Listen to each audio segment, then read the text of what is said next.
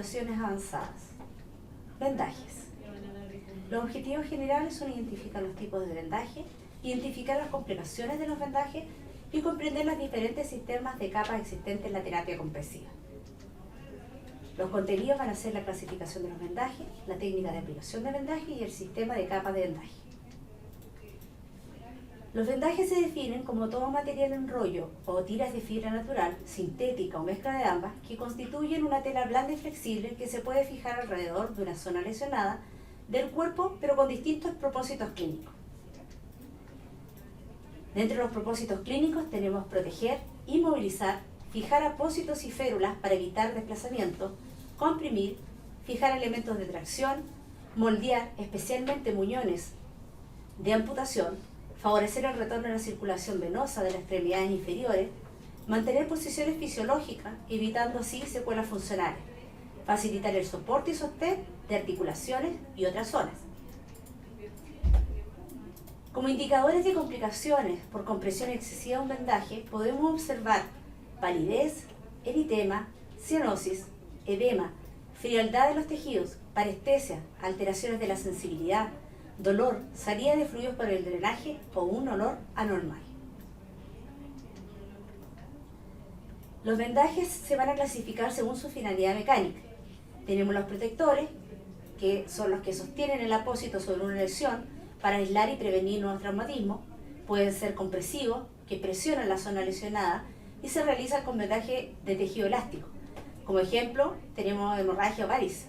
Están los inmovilizadores, que limitan los movimientos de la zona que abarcan y son suficientes para poner en reposo algunas lesiones e incluso ciertas luxaciones y esguinces de características particulares. Y los mixtos, que reúnen 2 o 3 de los objetivos anteriores. Técnicas de aplicación de un vendaje.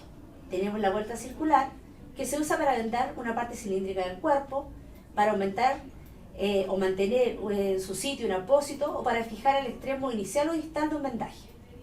Consisten en superponer la venda de forma tal que cada vuelta cubra completamente la anterior y no se debe sobrepasar de las 2 vueltas.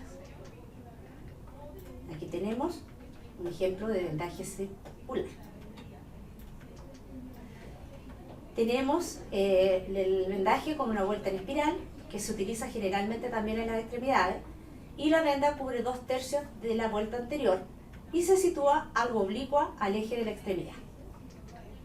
Aquí tenemos cómo se ve y se efectúa una vuelta en espiral. La vuelta en espiga, que es otro tipo o forma de aplicar un vendaje, se emplea para vendar partes de forma cónica, como muslo o pierna. Se inicia con 2 vueltas circulares para fijarlo. Se dirige la venda hacia arriba realizando una vuelta en espiral. Se coloca el pulgar de la mano libre en la venda, se dobla esta y se hace una vuelta en espiral descendente. Se repiten las vueltas en espiral ascendente y descendente, de modo que cada una cubra la mitad de la anterior del mismo sentido. Se termina el vendaje mediante 2 vueltas circulares, debiendo quedar el dibujo en forma de espiga o V. Aquí tenemos la forma de realizar este vendaje.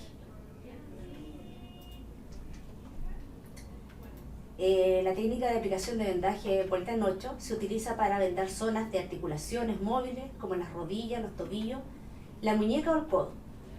Se coloca la articulación ligeramente flectada, iniciando el vendaje con 2 vueltas circulares en el centro de la misma.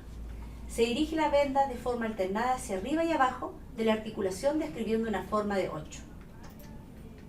Aquí tenemos cómo efectuar el vendaje en 8. Otra técnica de aplicación de vendaje es la vuelta recurrente, que se emplea para vendar la punta de los dedos, el puño, el muñón de una amputación o la cabeza.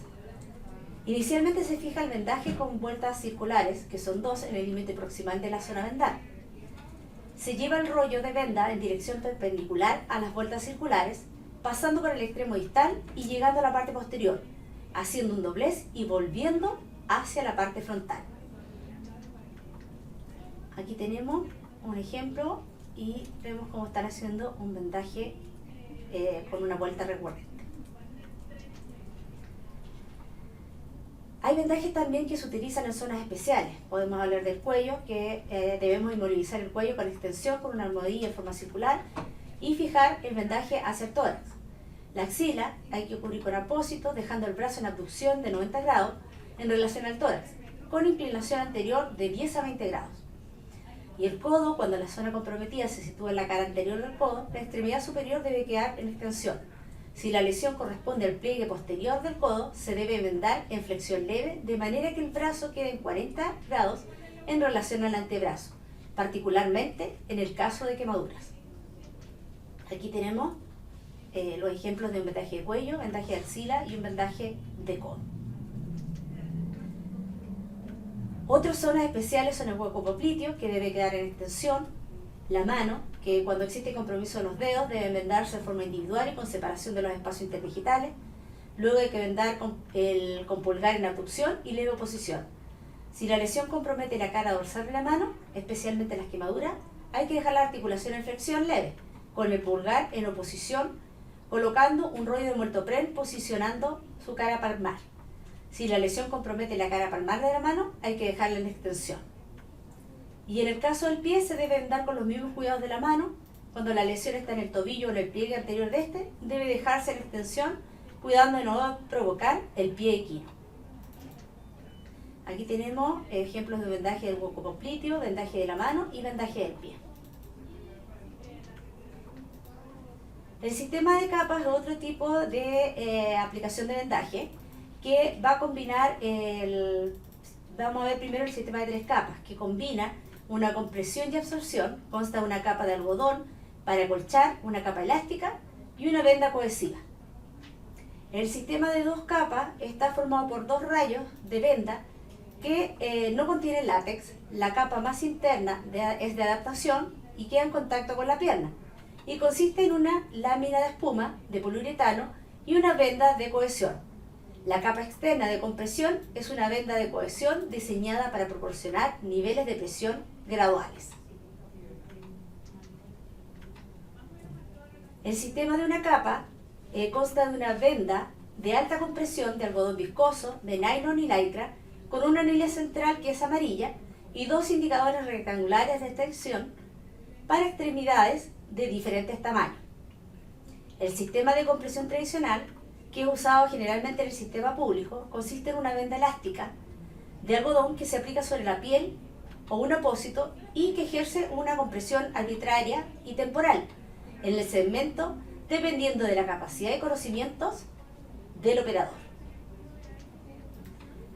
Acá está para que ustedes vean cuáles son los sistemas de 3 capas, 2 capas, el sistema de una capa con el indicador de los amarillo y el sistema tradicional.